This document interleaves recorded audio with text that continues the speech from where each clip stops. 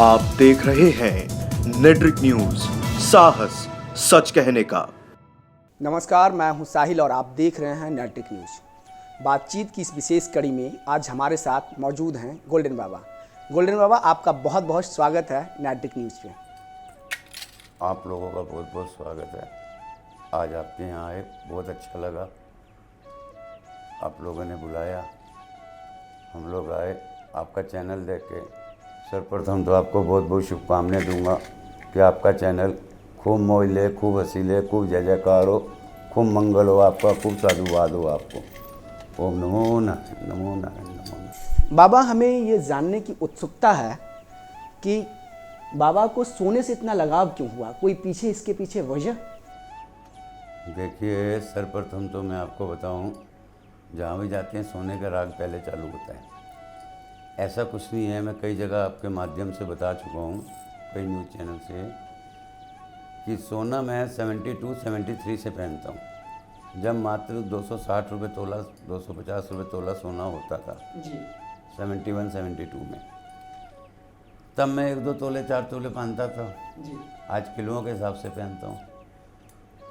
तो ये सोने को मैं सोना नहीं समझता, ये बहुमूल्य चीज़ है, ये ज़्यादा कीमती है, ये गोल्ड है। मैं इनको अपना इष्ट देवी देवता मानता हूँ, और ये जितने भी मेरे गले में लॉकेट हैं सब भगवान के लॉकेट हैं। तो इनकी आराधना करता हूँ, इनकी पूजा करता हूँ।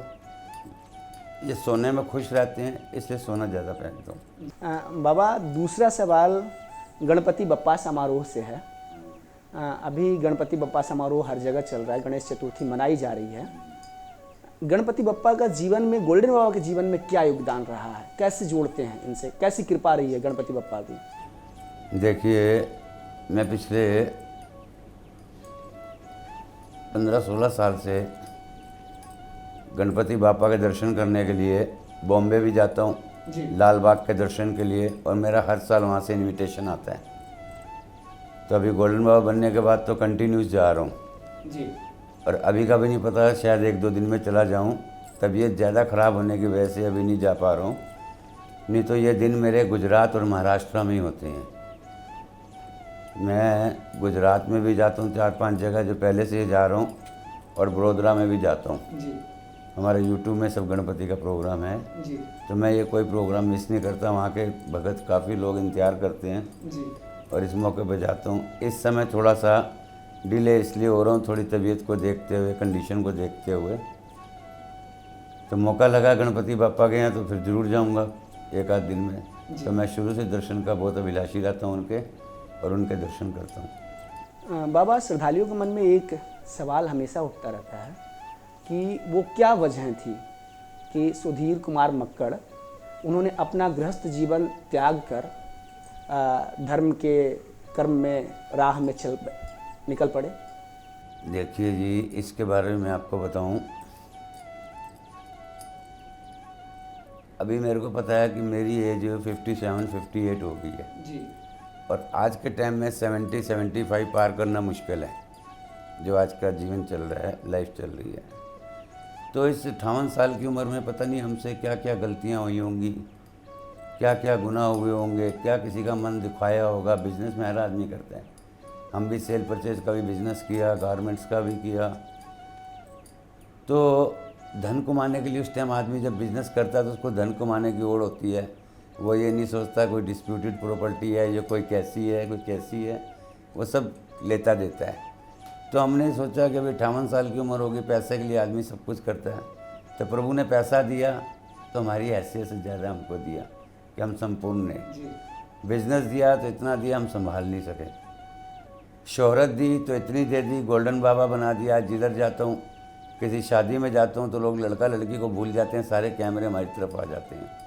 100 आदमी डिनर ले रहा है तो 60 की प्लेटें रुक जाती हैं, मोबाइल निकल जाते हैं। तो ये प्रभु की असीम कृपा हुई है। तो अब 70 साल की लाइफ है, 58 साल हो गए हैं, ज़िंदगी में रह गए 12-14 साल। तो हम कहते हैं क्यों ना प्रभु के आगे ये कहें कि प्रभु आपने हमें जीवन खुशहाल दिया, अच्छा दिया, हर चीज़ से संपूर्ण किया।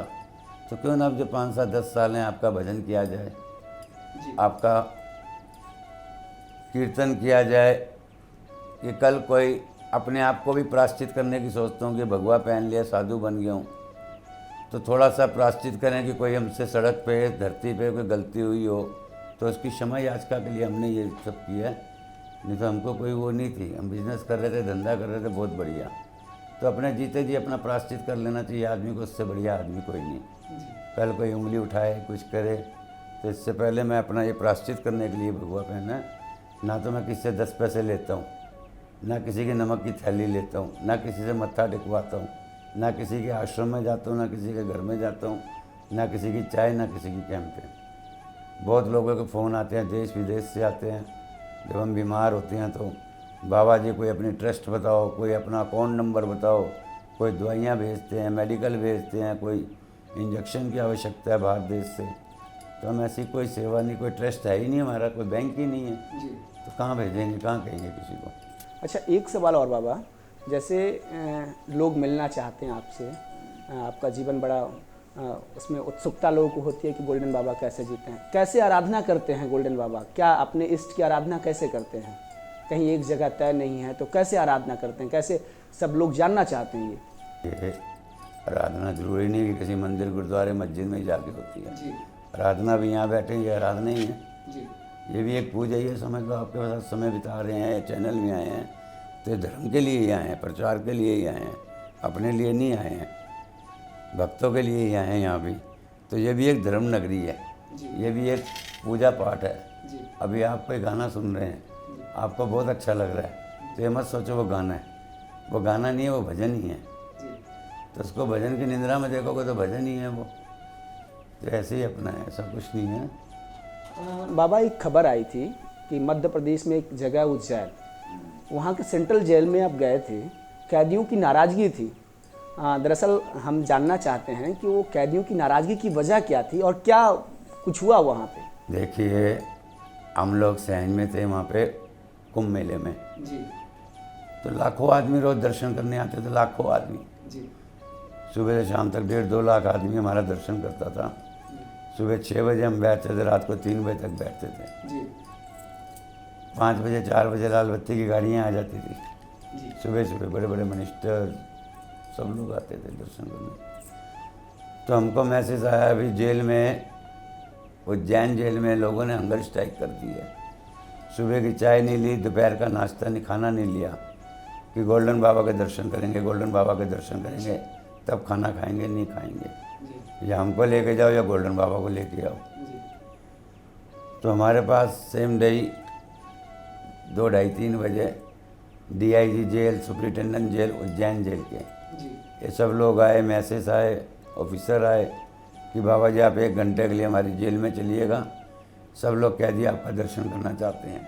और उन्होंने हंगर स्ट्राइक कर दी है, ना वो चाय ले रहे हैं ना खाना ले रहे हैं। ये गोल्डन बाबा आएंगे, उनके दर्शन करने के बाद खाएंगे।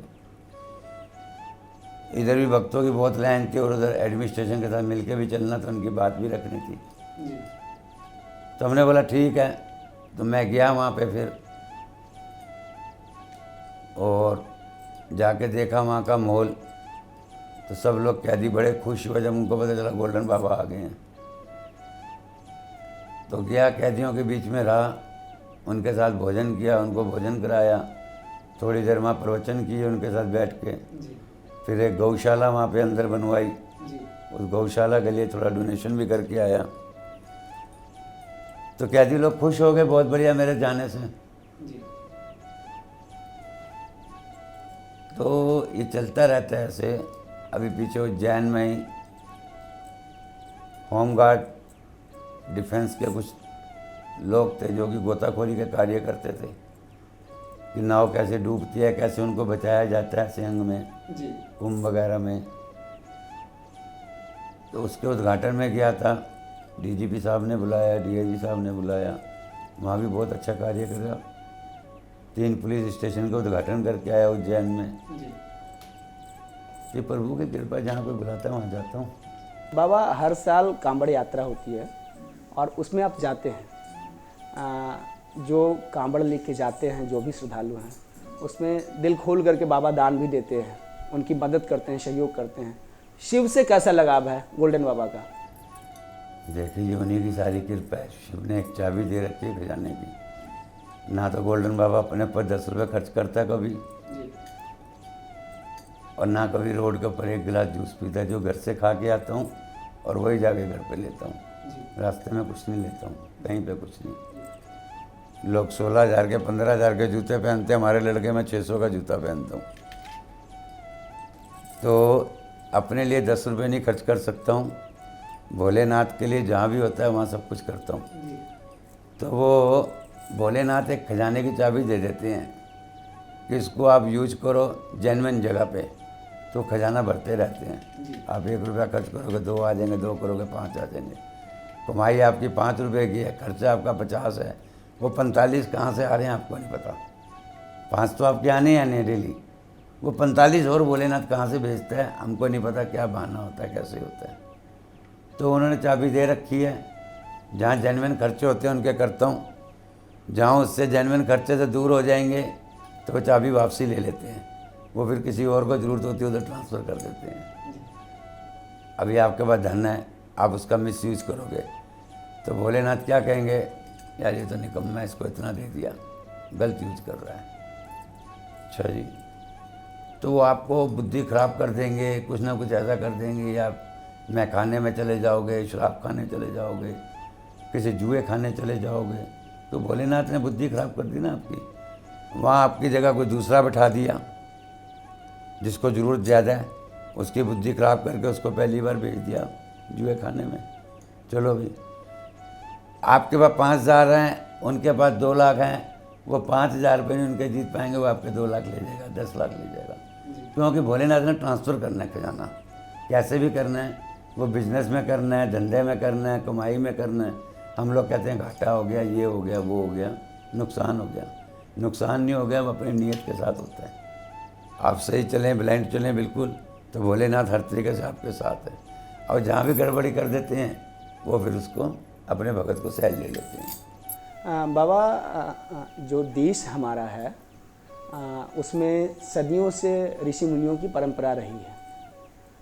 उसमें बहुत सारे साधु संत हर साल मिलते हैं, हर साल काम करते हैं। उनमें एक बाबा रामदेव भी हैं, वो भी संत बताते हैं, प्राणायाम योगा को लेकर के बहुत जगह जगह कार्यक्रम करते हैं। लेकिन बाबा अभी एक बिजनेसमैन के तौर पे ट्रांसफ़र हुए हैं, तो क्या गोल्डन बाबा भी कभी इस तरह से ट्रांसफ़र होंगे क्या? नहीं, खैर गोल्डन बाबा ने तो सब बिजनेस वगैरह जो भी छोटे छोटा था करा है, बाकी इन सब चीज़ों दूर हो गया हूँ। मैं तो खैर अपनी भक्ति में आ गया हूँ। जब ये भगवाई पहन लिया मैंने तो मेरा किसके लिए करना है। खाने 2 फूल के, मेरा अखाड़ा मेरे को खिला रहा है, वो मेरे को कोई दिक्कत नहीं। तो मैं तो सारे बिज़नेस बंद करके आया हूँ। कोई मेरा बिज़नेस नहीं, कोई धंधा नहीं। 2-4 दुकानें हैं, वो शॉप किराए पे दे रखी हैं, वो आता है उसी की आई चलाई किराए से चलती है। नहीं, बाबा रामदेव भी भगवा बने हुए हैं। हाँ, देखिए वो हमारे गुरु लोग हैं, सीनियर हैं जी। उनके बारे में तो खैर मैं कोई शब्द है ही नहीं मेरे पास जो मैं उनके लिए कुछ बोल सकूं। अभी मैंने एक चैन पहन रखी है, आपको दिखाऊं तो ये चैन है, ये उन्हीं की देन और उन्हीं की कृपा है जी। ये मेरे को आचार्य बालकृष्ण जी ने पहनाई है, ये जो चैन है। और इस चैन के बाद आज मैं जो कुछ हूँ, इस चैन के बाद ही हूँ। मैं सच बताऊँ तो आपके चैनल के माध्यम से ही बताऊँ तो सर्वप्रथम जैसे मैं भोलेनाथ जी को मानता हूँ, उसके बाद अगर धरती पे दूसरा भगवान मानता हूँ तो मैं बालकृष्ण जी को मानता हूँ। ये चैन पहनने के बाद ही मेरे को बाबा की उपाधि हुई, संत बना, महात्मा बना, कई चीज़ें खरीदी, कई चीज़ों में बहुत उच्च कोटि पे पहुँचा। तो मैं इनका श्रेष्ठ सब आचार्य बालकृष्ण जी को देता हूँ और उन्हीं की कृपा मेरे पे है जो आज मैं यहाँ तक पहुँचा हूँ। आपकी बातें जो है बाबा एक बहुत बड़ा वर्ग मानता है, सुनता है। देश में जो धर्म जाति का खेल लगातार चल रहा है, लगातार हिंदुत्व के अंदर में भी इनर कन्फ्लिक्ट्स आ गए, जातियों के अंदर में वर्चस्व का खेल आ गया, सियासत आ गई है। इस पर गोल्डन बाबा क्या सोचते हैं, क्योंकि आपको बहुत सारे लोग सुनते हैं, समझते हैं? कि जातिवाद ऐसा कुछ नहीं है। हम लोग जातिवाद किसको बोलते हैं? एक हिंदू एक मुस्लिम, इससे पर कुछ नहीं है। क्रिश्चियन फलाना ढिमकाना नहीं। मैं हिंदू मुस्लिम, हिंदू मुस्लिम, हिंदू मुस्लिम। हिंदू भी हमारे भाई, मुस्लिम भी हमारे भाई, हम उनके भाई, वो हमारे भाई। अभी मैं आप देखिएगा यूट्यूब में जी मैं बड़ी बड़ी दरगाहों पे जाता हूँ। अभी आपके यहाँ पे दरगाह में ये अपना उज्जैन, अपना कौन सी जगह है, मुस्लिम दरगाह भी बताता हूँ, अजमेर। अजमेर शरीफ। जी मैं काफ़ी सालों से 20-25 सालों से जाता हूँ, 2 साल में, 3 साल में, 4 साल में, जब भी मौका लगता है। और सब लोग मेरे को परिचित हैं वहाँ के, सब मौलवी वगैरह जो हैं वहाँ के अध्यक्ष वगैरह, वो सब मेरे को मानते हैं, मेरा बहुत स्वागत करते हैं, बहुत वेलकम करते हैं। यूट्यूब में सब हमारा है। जी अभी एक दरगाह है पानीपत में, कलियर शरीफ वालों की, तो वहाँ भी मैं कभी कभी जाता हूँ। मैं कुछ खाता पीता नहीं हूँ, फिर भी मैं 150 बकरे आपको बताऊँ तो मैं वहाँ भी देख के आता हूँ। जी सच्चाई है, ये नहीं कि मैं वहाँ भी 50-100 बकरे देख के आता हूँ जब कभी मेरा मौका लगता है। तो पीछे गया था, जो मेरे से हुआ वो करके आया, वहाँ पे मुंह से नहीं बोलना चाहिए करने के बाद, जी तो वहाँ भी लोग मेरे को चाहते हैं। और मुस्लिम भगत तो मेरे इतने हैं, अभी एक जगह गया मैं तो मेरे पास कुछ मुस्लिम भगत आए हरिद्वार में, जगह का नाम भूल गई भी बताऊंगा। तो वो बोले बाबा जी हमारे पास इतने बीघे ज़मीन है और हम उसमें फ्लैट बना रहे हैं, और हम चाहते हैं आप उन फ्लैटों की जगह का नाम बताओ, किस नाम से अपार्टमेंट रखते हैं। वो मुस्लिम लोग 20-25 लोग आए, उनमें 1-2 भगत थे हमारे पहले, उनको कुछ कार्य किया होंगे, उनके कार्य अच्छे चल गए, बढ़िया चले। जी तो बोले नहीं हम आपसे बिना इजाज़त लिए नहीं करेंगे, आप शुरुआत करो, आप बताओ। तो मेरे मन में वैसे ही निकल आई उनकी बात सुनकर, मैं कहा गौकरण धाम रख दो, जी अपनी जगह का नाम गौकरण, संबल की बात है ये, यूपी में संबल, गौकरण धाम रख दो, हरिद्वार है। चलो जी, उन्होंने कहा ठीक है। कोई 3-4-5 महीने बाद एक दिन मैं संबल से निकल रहा तो मैं उनको फ़ोन मारा कि मैं आपकी यूपी में से निकल रहा हूँ ऐसे ऐसे। बोला बाबा जी हम फलानी जगह हैं, तो आप हमको मिल के जाइए, मिल के जाइए, मिल के जाइए। हमने बोला ठीक।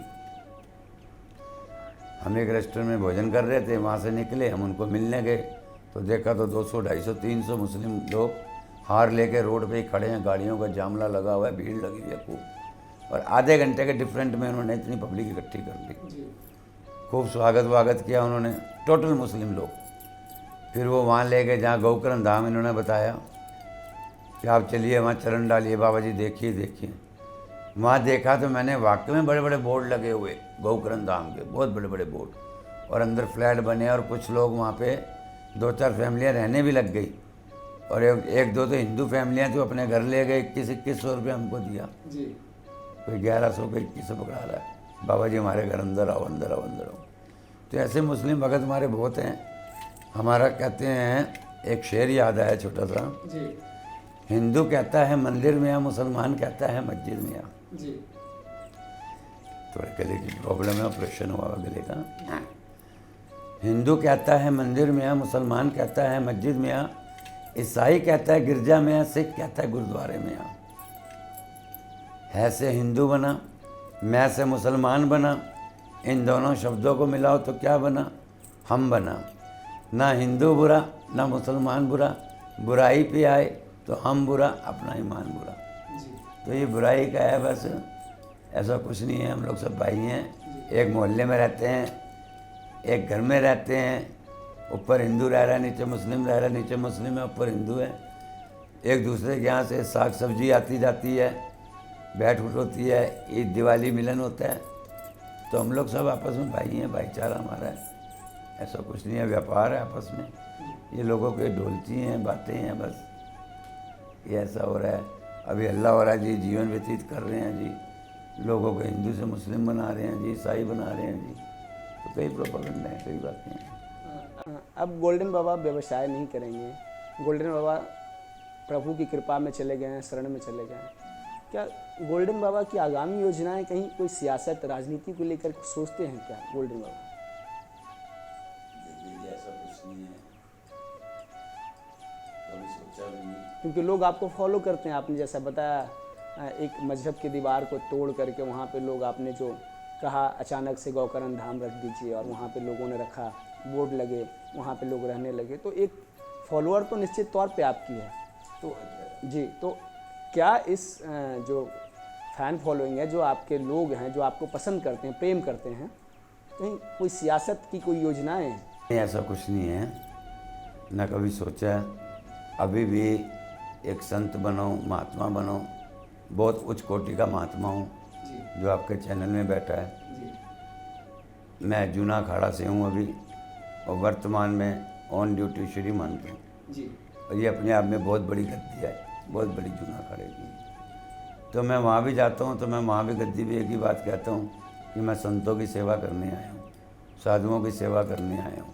मेरे से बहुत बड़े बड़े मेरे मदर फादर की उम्र के लोग मेरे को मस्तक होते हैं, मत्था टेकते हैं, तो मैं उनको कहता हूँ नहीं, मैं आपको मस्तक टेकता हूँ, आप बैठिएगा।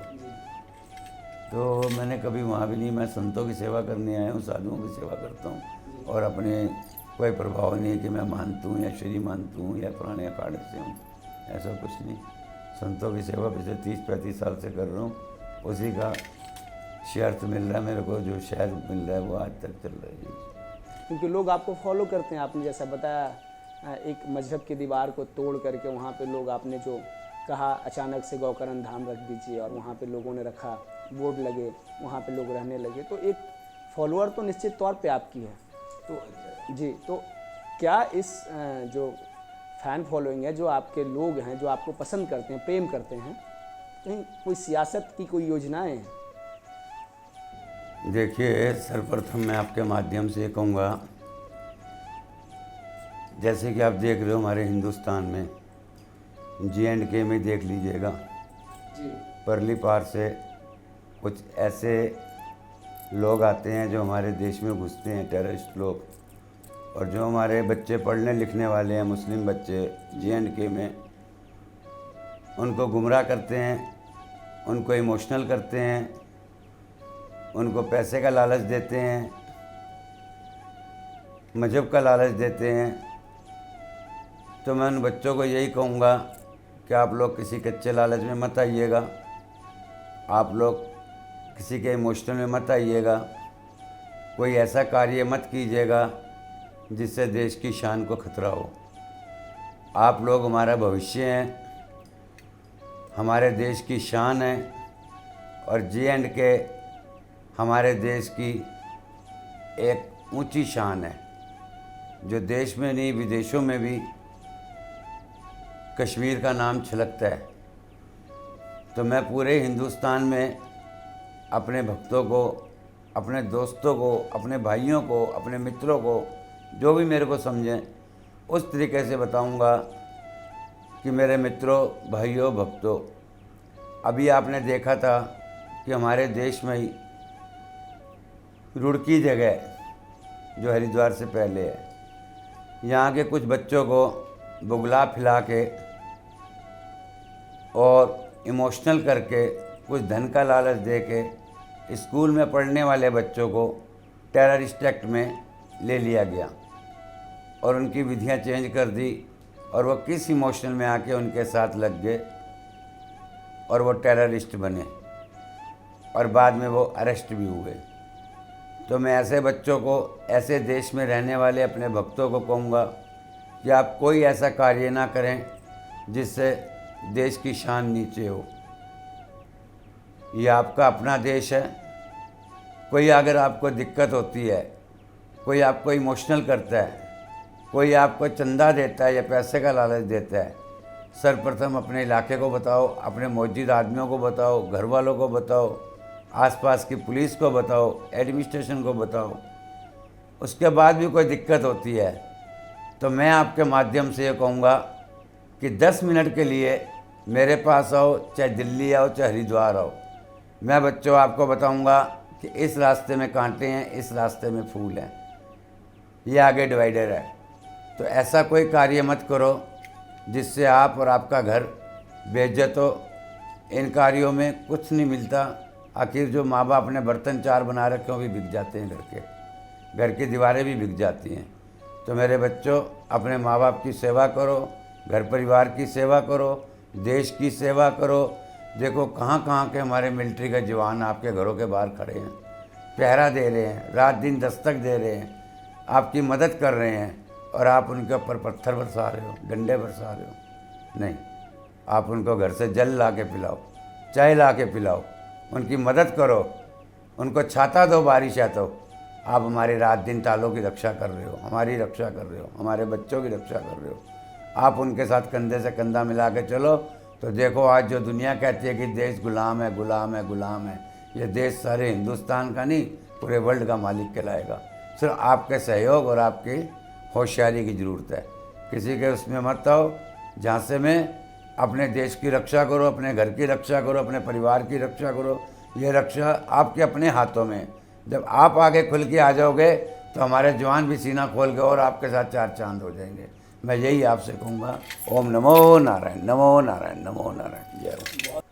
समाज में आपके चाहने वाले लोगों को क्या कुछ कहना चाहेंगे, कोई संदेश गोल्डन बाबा का? देखिए, सर्वप्रथम मैं आपके माध्यम से ये कहूँगा, जैसे कि आप देख रहे हो हमारे हिंदुस्तान में J&K में देख लीजिएगा, परली पार से कुछ ऐसे लोग आते हैं जो हमारे देश में घुसते हैं, टेररिस्ट लोग, और जो हमारे बच्चे पढ़ने लिखने वाले हैं, मुस्लिम बच्चे J&K में, उनको गुमराह करते हैं, उनको इमोशनल करते हैं, उनको पैसे का लालच देते हैं, मजहब का लालच देते हैं। तो मैं उन बच्चों को यही कहूँगा कि आप लोग किसी कच्चे लालच में मत आइएगा, आप लोग किसी के इमोशनल में मत आइएगा, कोई ऐसा कार्य मत कीजिएगा जिससे देश की शान को खतरा हो। आप लोग हमारा भविष्य हैं, हमारे देश की शान है, और J&K हमारे देश की एक ऊंची शान है, जो देश में नहीं विदेशों में भी कश्मीर का नाम छलकता है।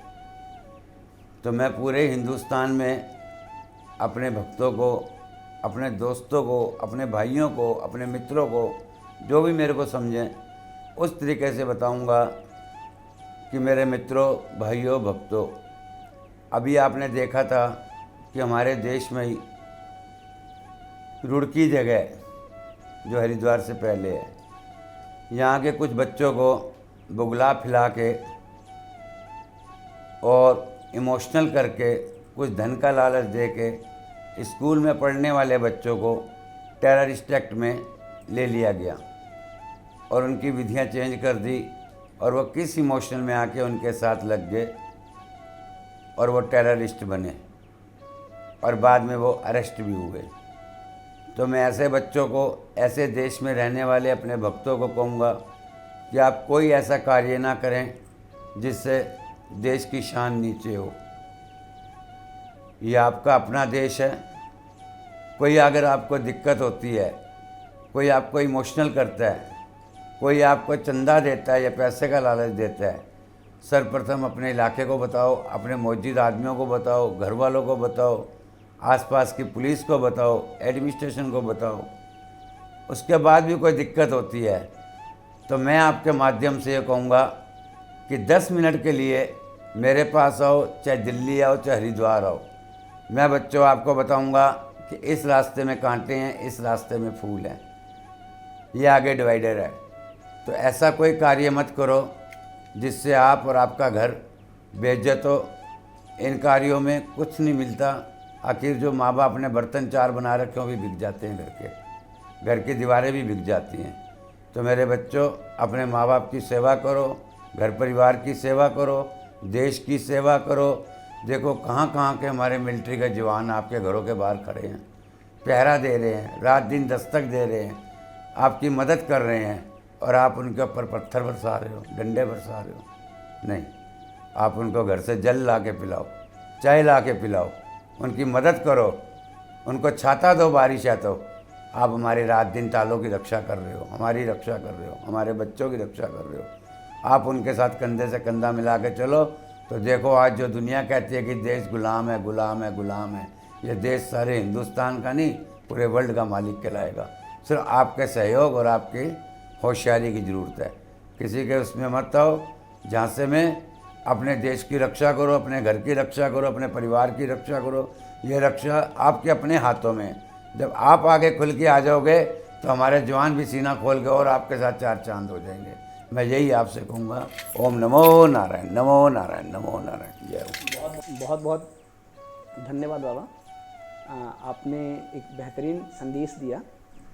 नैतिक न्यूज़ पर आने के लिए एक बार फिर से आभार। आपके विचार इस प्लेटफॉर्म से साझा हुए, हम उसके लिए आभारी हैं। आप इसी तरह से नैतिक न्यूज़ देखते रहिए। हम तमाम उन हस्तियों से आपको रूबरू कराते रहेंगे जो समाज और देश के हित में काम करते हैं।